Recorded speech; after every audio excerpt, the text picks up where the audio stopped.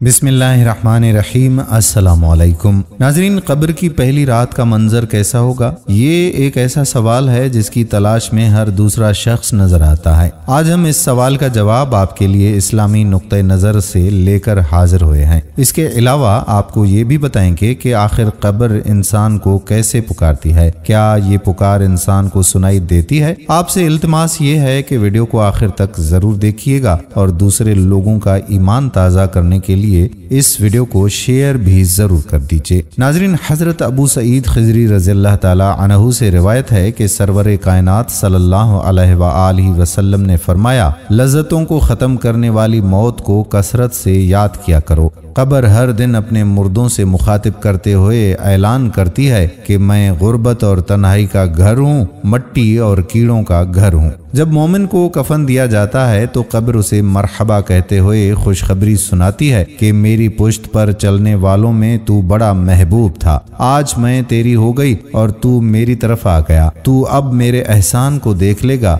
ये कहकर कब्र ता हद निगाह कुशादा हो जाती है और जन्नत का दरवाजा उसके लिए खोल दिया जाता है, जहां से उसको जन्नत की ताज़ा हवा आती है। हजरत अबू हुरैरा रज़ियल्लाहु ताला अन्हु का बयान है कि रसूलुल्लाह सल्लल्लाहु अलैहि वसल्लम एक जनाजे में शरीक हुए, फिर फरमाया मैं भी आप सल्लल्लाहु अलैहि वसल्लम के हमरा था। आप सल्लल्लाहु अलैहि वसल्लम एक कब्र के पास बैठ गए। फरमाया, ये कब्र हर दिन बाआवाज बुलंद कहती है, ऐ आदम की औलाद, तू क्यों मुझे भूल गया? क्या तुझे ये मालूम नहीं कि मैं तन्हाई का घर हूँ, गुर्बत का घर हूँ, वहशत का घर, कीड़ों मकोड़ों का घर हूँ। मैं बहुत तंग घर हूँ, मगर अल्लाह जिसके लिए कुशादगी का हुक्म फरमाएगा उसके लिए कुशादा हो जाऊंगी। इसके बाद आप सल्लल्लाहु अलैहि वसल्लम ने फरमाया कि ऐ कब्र, तू या तो जन्नत का चमन है या फिर आग का एक तनूर।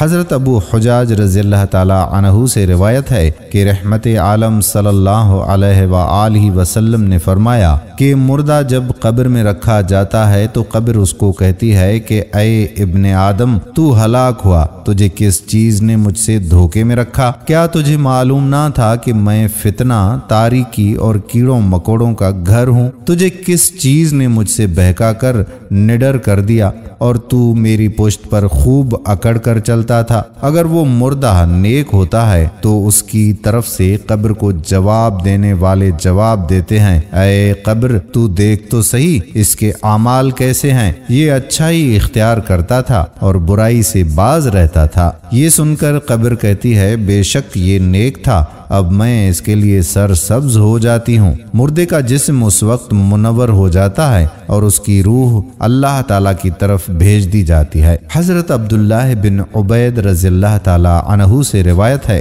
कि रसूलुल्लाह सल्लल्लाहु अलैहि वसल्लम ने फरमाया कि मुर्दा कब्र में बैठता है और उन लोगों के पैरों की आवाज भी सुनता है जो उसके जनाजे के साथ कब्र तक गए हों। मुर्दे से उसकी कब्र कहती है, ऐ इब्ने आदम, तेरी हलाकत हो, तूने मेरी तंगी, बदबू और कीड़े मकोड़ों का खौफ नहीं किया, इसलिए तूने इन चीजों से बचने के लिए तैयारी ना की। बद आमाल मुर्दे से कब्र कहती है कि तुझे मेरी तारीकी, मेरी वहशत, मेरी तन्हाई और तंगी और मेरा गम याद नहीं रहा। इसके बाद कब्र उसको जकड़ देती है, जिसके बाद उसकी पसलियों की हड्डियां एक दूसरे में प्योस्त हो जाती हैं, जबकि नेक बंदे के लिए कब्र कुशादा कर दी जाती है और उसके दाएं एक खिड़की खोल दी जाती है जहां से उसको जन्नत की हवा आती है। अल्लाह पाक हम सबको कब्र के अजाब से बचाए और हमको नेक आमाल करने की तौफीक अता फरमाए। मौत से पहले अल्लाह रब्बुल इज्जत हमें मौत की तैयारी करने की तौफीक अता फरमाए।